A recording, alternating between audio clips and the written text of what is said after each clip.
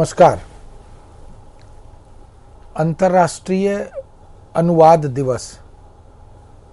हम सभी जानते हैं कि सितंबर का महीना भाषा की दृष्टि से और भाषा के महत्व को रेखांकित करने की दृष्टि से बहुत महत्वपूर्ण माह माना जाता है। इसी सितंबर के महीने में 30 सितंबर का दिन इसको पूरे विश्व में अंतर्राष्ट्रीय अनुवाद दिवस के रूप में आयोजित किया जाता है और विश्व भाषाओं के सारस्वत उत्सव के रूप में इसे याद करते हुए अनुवाद की महत्ता, अनुवाद की उपादेयता, अनुवाद की प्रासंगिकता, इनको विशेष रूप से याद किया जाता है। हम जानते हैं कि अनुवाद अब एक स्वतंत्र विधा है, एक स्वतंत्र अनुशासन है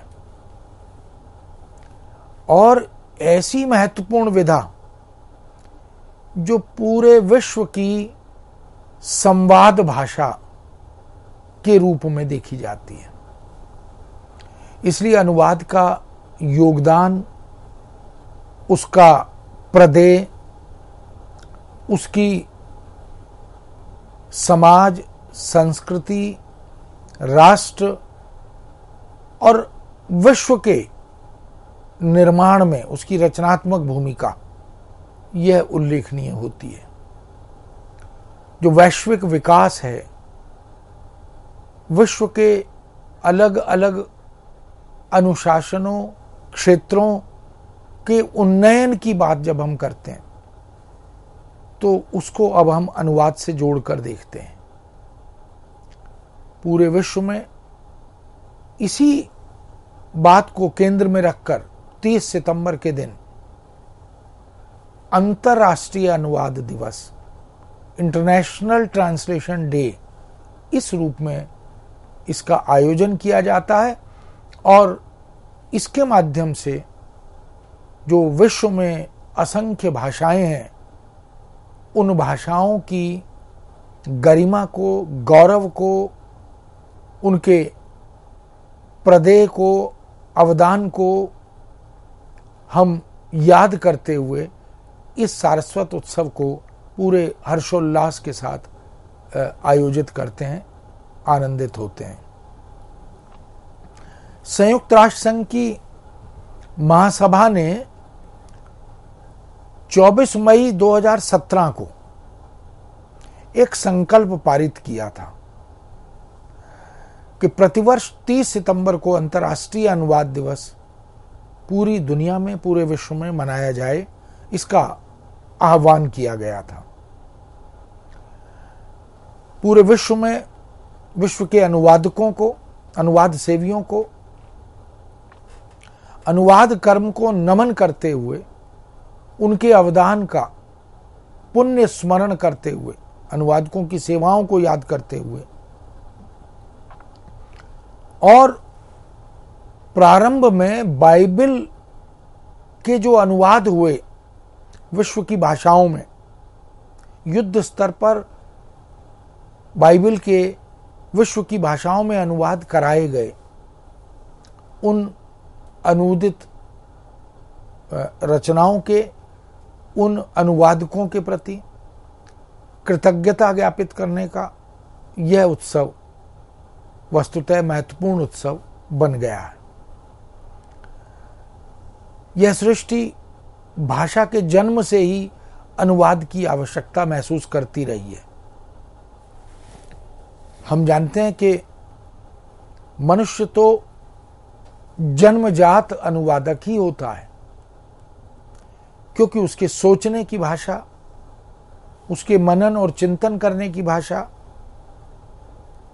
उसके भावों विचारों को व्यक्त करने से पहले उसकी बुनावट तैयार करने की भाषा, जिसे हम अनुवाद में स्रोत भाषा कहते हैं, सोर्स लैंग्वेज कहते हैं, और फिर वह उस बनावट को उस वाक्य विन्यास को, उस शब्द चयन को जब व्यक्त करता है मौखिक या लिखित रूप में, तो उसे हम टारगेट लैंग्वेज कहते हैं अनुवाद की भाषा में।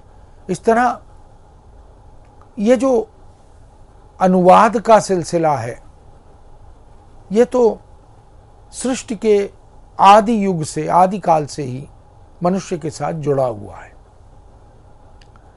अब जब हम अनुवाद की प्रक्रिया पर, अनुवाद की प्रविधि पर, अनुवाद की तकनीक पर विचार करते हैं, तब हमें यह प्रतीत होता है कि सोचकर, समझकर, विचार कर बोलने की बात जब की जाती है,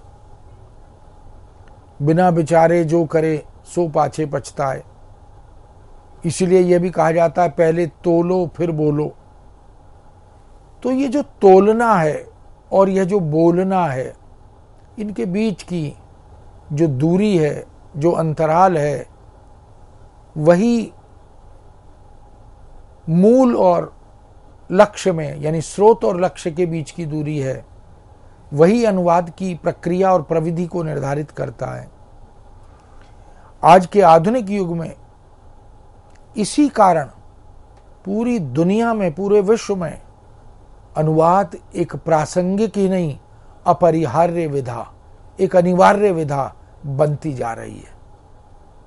अनुवाद का जो इतिहास है पूरे विश्व की भाषाओं में, पूरे विश्व में, वह बहुत हे दृष्टि से देखे जाने वाली विधा का इतिहास है। उसे दोयम दर्जे का काम माना जाता रहा। ट्रांसलेशन को पाप कर्म तक कहा गया।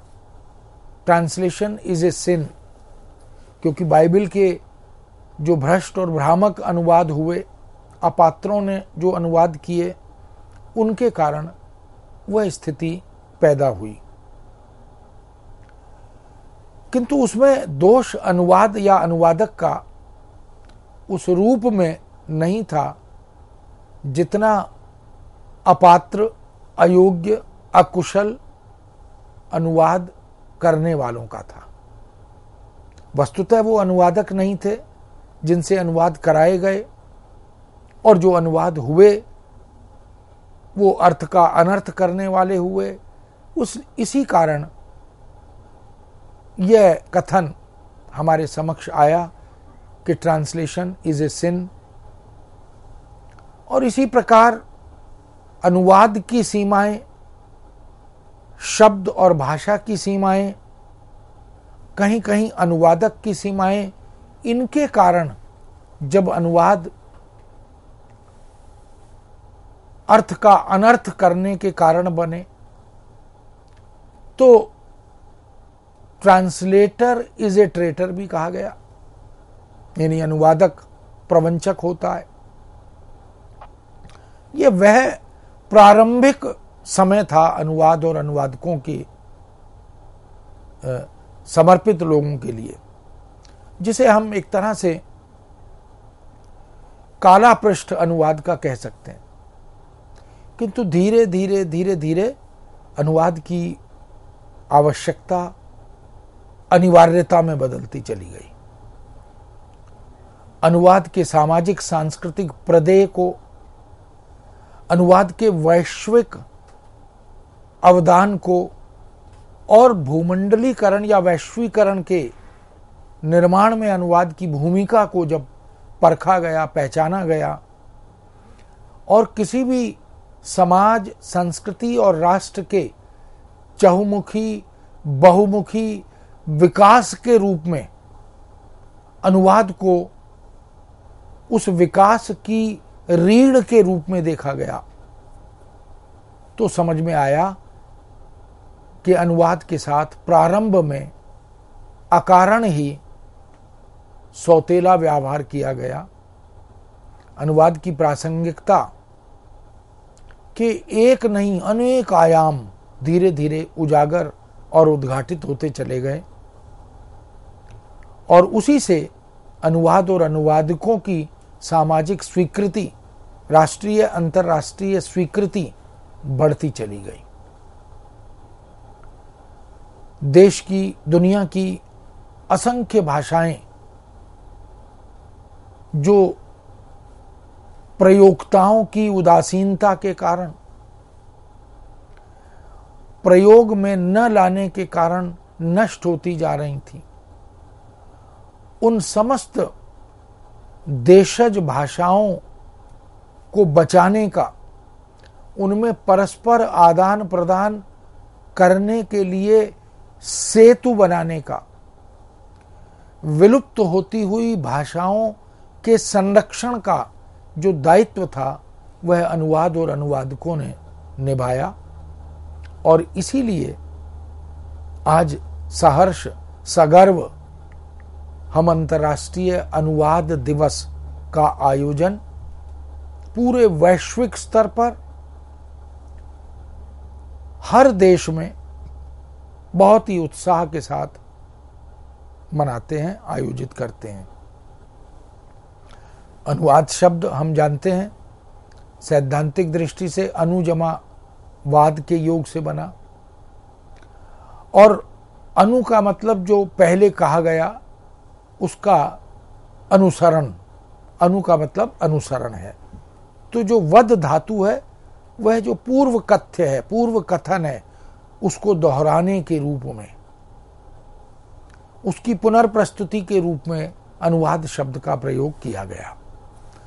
और यह अनु उपसर्ग और वद धातु के योग से जो शब्द बना, यह किसी कही हुई बात को, पूर्व कथन को पुनः कहने या दोहराने के रूप में रूढ़ हो गया। यह भाषा अनुवाद के रूप में भी बाद में स्वीकृत हुआ। किसी एक भाषा में कही गई बात को, कथन को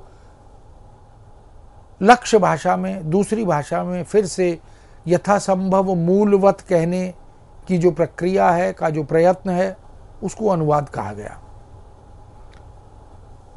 और किसी भी एक भाषा की उक्ति या कथन के विशिष्ट अर्थ को,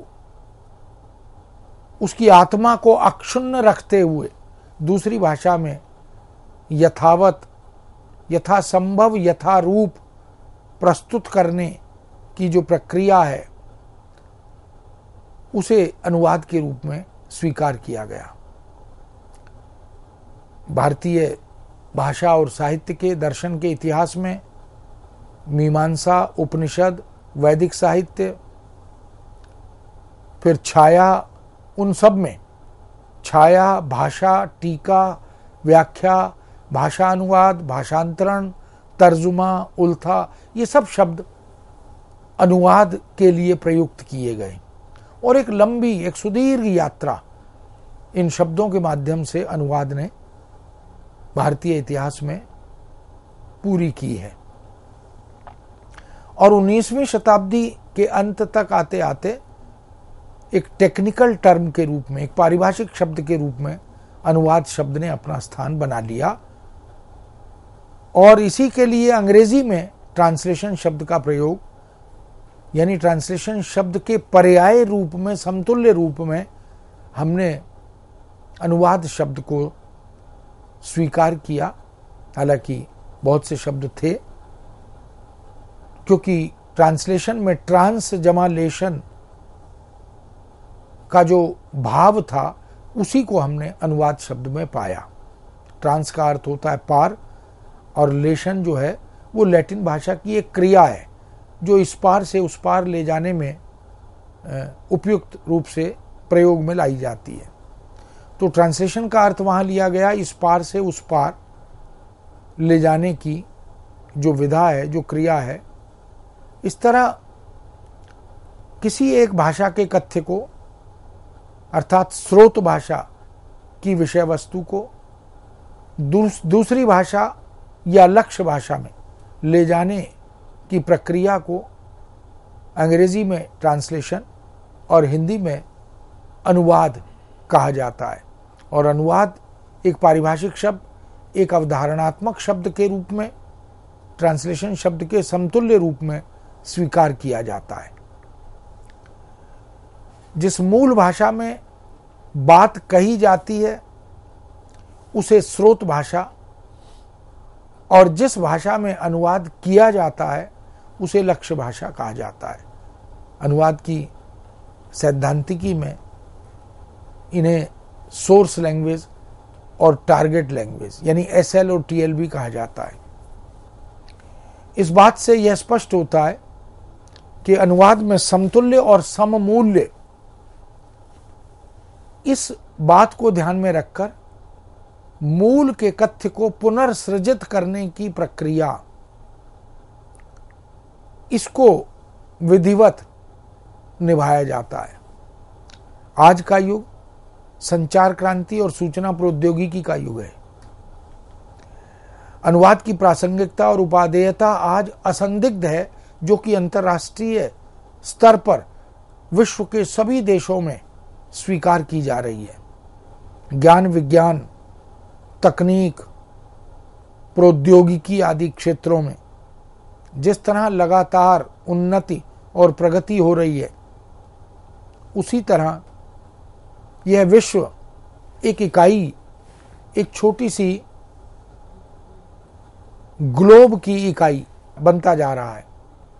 भूमंडलीकरण की इस अवधारणा ने विश्वग्राम की परिकल्पना को आधार बनाया और संचार तथा अनुवाद को उसकी बुनियाद के रूप में, उसकी बैकबोन के रूप में उपयोग में लाने का प्रयत्न किया।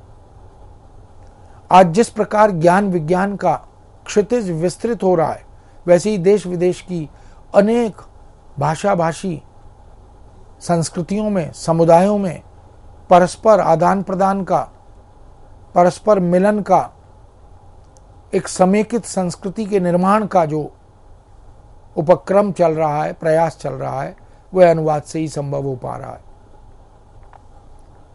ज्ञान विज्ञान के विश्वव्यापी प्रचार प्रसार से मानव चेतना नए आयामों को छू रही है। विश्व बंधुत्व एवं पारस्परिक संवेदनाओं की अभिव्यक्ति को प्रस्तुत करने के लिए अनुवाद बहुत उपयोगी विधा के रूप में, अनुशासन के रूप में अपनी भूमिका को सिद्ध कर रहा है। बहुसंचार, बहुराष्ट्रीयता आज युद्ध स्तर पर इनका बोलबाला दिखाई देता है। इस आंदोलन में, इस अभियान में भाषा को भी एक प्रौद्योगिकी का हिस्सा बना लिया गया है। यानी भाषा अपने आप में एक प्रौद्योगिकी बन गई है, जो अनुवाद के कारण ही संभव हो पाया है। तकनीक में, प्रौद्योगिकी में, कंप्यूटर की दुनिया में, सिनेमा की दुनिया में, मनोरंजन की दुनिया में, चिकित्सा की दुनिया में, और इसी तरह जो तमाम भारत के पारंपरिक अनुशासन हैं, विषय क्षेत्र हैं, शिक्षा के, दीक्षा के, तकनीक के, कलाओं के, उन सब में अनुवाद की भूमिका बहुत महत्वपूर्ण होती चली जा रही है। इसलिए बात चाहे सूचना और संचार क्रांति और प्रौद्योगिकी की हो, या पूरे देश के नवनिर्माण, चहुमुखी बहुमुखी विकास के आयामों की हो, अनुवाद एक रीढ़ की हड्डी की भूमिका निभा रहा है। इस तरह बहुसंचार, बहुराष्ट्रीयता, इस सब में हम देख सकते हैं कि अनुवाद लगातार अपनी लोक स्वीकृति वैश्विक स्तर पर बना रहा है और वह बढ़ती जा रही है। विश्व की सभ्यताओं और संस्कृतियों के विकास में, उनके परस्पर आदान प्रदान में अनुवाद की विशेष भूमिका आज दिखाई दे रही है। बहुत सी सभ्यताओं और संस्कृतियों को समझने समझाने के लिए, उनके मर्म को समझने, उनके मूल से विश्व को अवगत कराने में अनुवाद की भूमिका महत्वपूर्ण होती जा रही है। बात चाहे भारतीय दर्शन, बौद्ध धर्म, हमारी कालजयी रचनाएं गीता, उपनिषद, कुरान, ऐसे ही बाइबल, पंचतंत्र, ऐसे ही रामचरितमानस, गुरु ग्रंथ साहब, ऐसी तिरुवल्लुवर आदि तमाम भारतीय भाषाओं में जो कालजयी साहित्य, जो मानव मूल्यों को निर्धारित करने वाला, जीवन मूल्यों का मार्ग प्रशस्त करने वाला साहित्य है, उन सब का वैश्विक प्रचार प्रसार अनुवाद के माध्यम से ही हो पा रहा है। साहित्य और कला की विश्व चेतना का विकास अनुवाद से ही संभव है। सांस्कृतिक एकता को विकसित करने में जो रचनात्मक भूमिका अनुवाद की है वह भी उल्लेखनीय है। इसलिए अनुवाद को हम एक बहुदिशागामी, बहुआयामी सांस्कृतिक सेतु के रूप में भी देखते हैं। ऐसे सेतु के रूप में जिसके दाएं बाएं ऊपर नीचे से अनेक भाषाई मार्ग अबाध गति से, निर्बाध गति से आवागमन के लिए खुलते हैं, प्रशस्त होते हैं और अनेक नई नई दिशाएं उजागर होती है। आज संपूर्ण विश्व में अनुवाद कर्म का अभिनंदन इसी कारण हो रहा है क्योंकि उसे विकास के सशक्त सूत्र के रूप में देखा जा रहा है, मंत्र के रूप में देखा जा रहा है।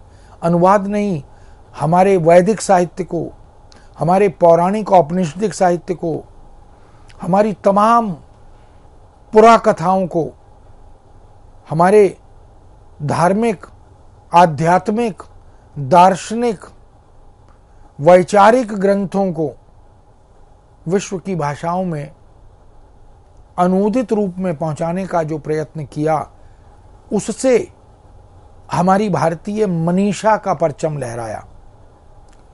प्राचीन काल में अनुवाद सर्जनात्मक साहित्य तक सीमित था, इसलिए साहित्यिक रचनाओं के अनुवाद संस्कृत से हिंदी में, पाली, प्राकृत, अपभ्रंश आदि में,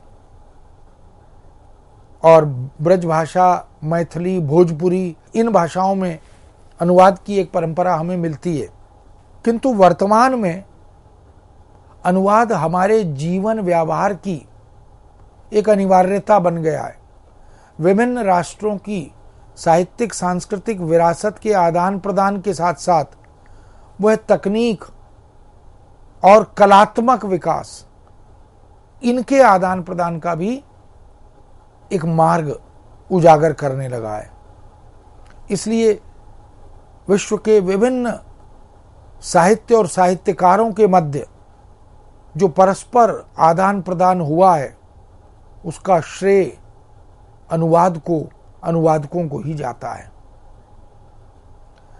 अनुवाद के माध्यम से हम देश विदेश की अन्य अनेक भाषाओं के साहित्य का अध्ययन करते हुए उनकी विरासत को हम आत्मसात करते हुए जिन नई अभिव्यक्तियों, नई परिकल्पनाओं, नई संवेदनाओं, विचारधाराओं और जीवनानुभूतियों से अवगत होते हैं, बहुत सी साहित्यिक शैलियों, मुहावरे, लोकोक्तियों का हमें परिचय मिलता है, वो हमारे जीवन के साथ साथ हमारी चिंतन शक्ति और हमारी साहित्य सृजना को भी प्रभावित करते हैं, समृद्ध और संपन्न करते हैं। इसीलिए विश्व की बात ही नहीं, भारत जैसे बहुभाषी, बहुसांस्कृतिक देश में भी हम अनुवाद की इस उपादेयता को, इसकी निरंतर बढ़ती हुई प्रासंगिकता को अब अनुभव कर पा रहे हैं। अब उसमें कोई संदेह शेष नहीं बचा है। भारत की विभिन्न भाषाओं में जो साहित्य रचा गया, जो साहित्य के इतिहास निर्मित हुए, उसकी सार्वभौमिकता को आज हम विश्व मंच तक ले जाने में, उसकी उपादेयता से अवगत कराने में जो सहायता अनुवाद के माध्यम से ले रहे हैं, वो वास्तव में अनुवाद की एक बड़ी उपलब्धि है। विश्व में मानवीय ज्ञानात्मक और भावात्मक संवेदनाओं को आदान प्रदान करने, एक दूसरे तक पहुंचाने में अनुवाद ने रचनात्मक भूमिका, कारगर भूमिका निभाई है। वैचारिक आदान प्रदान की चेतना से सामाजिक वैचारिकता में परिवर्तन की बात हो या आधुनिक नव जागरण में पश्चिम के नए ज्ञान विज्ञान से हमारे ज्ञान और चेतना को विकसित करने की बात हो, यानी हम अपनी सभ्यता, अपनी संस्कृति, अपने दर्शन से, अपनी आध्यात्मिक चेतना से, अपनी योग साधना से पूरे दुनिया को, पूरे विश्व को अवगत करा पा रहे हैं, प्रभावित करा पा रहे हैं। यह अनुवाद से ही संभव है। और ऐसे ही विश्व की अलग अलग भाषाओं में जो कालजयी रचनाएं हैं, जो कालजयी विचार श्रृंखलाएं उपलब्ध हैं, उनको भी हम पढ़ पा रहे हैं, उनका अध्ययन कर पा रहे हैं और एक तरह से पूरे विश्व को एक समेकित संस्कृति का विश्व बनाने में अनुवाद की भूमिका लगातार बढ़ रही है। अनुवाद ने दुनिया को हमारे दर्शन, धर्म, भक्ति, प्रेम, नीति, ज्योतिष शास्त्र, खगोल शास्त्र, युद्ध शास्त्र, धर्मशास्त्र, वैद्यक ग्रंथ, नाट्य शास्त्र और संस्कृत की विश्वविजयनी अनेक कालजयी रचनाओं, इन सब से पूरी दुनिया को अनुवाद ने ही अवगत कराया। हमारी सैकड़ों भाषाओं का साहित्य, उनमें उपलब्ध विचार तत्व, चिंतन की एक समृद्ध परंपरा, इन सब का परचम दुनिया में अनुवाद के माध्यम से ही लहराया और उसी से विश्व ने भारतीय मनीषा को, भारतीय अध्यात्म, दर्शन, भक्ति, प्रेम और ज्ञान परंपरा को नतमस्तक होकर स्वीकार किया। इस तरह हम देख सकते हैं कि अनुवाद वास्तव में, जिसका उद्गम भले ही पाप से या प्रवंचना से हुआ हो, किंतु आज पूरा विश्व, पूरे रचनाकार मंडल में अनुवाद की स्वीकृति निरंतर बढ़ रही है। सभी आत्मविस्तार का एक राजमार्ग अनुवाद के रूप में ही देख रहे हैं। अभी इस विषय को यहीं विराम देते हुए आपसे अनुमति लेते हैं, पुनः आपके समक्ष उपस्थित होंगे। आज्ञा दीजिए। नमस्कार।